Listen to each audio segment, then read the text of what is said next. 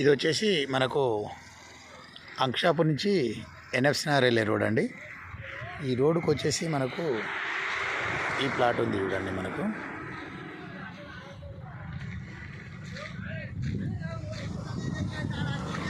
ఇది మనకు 336 గజాల ప్లాట్.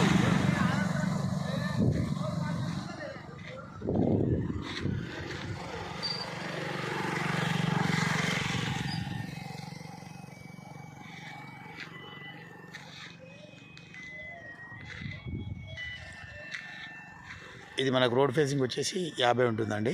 ఈ డాంబర్ రోడ్ ఫేసింగ్ వచ్చేసి ఈ డెప్త్ వచ్చేసి మనకు 60 ఉంటుంది.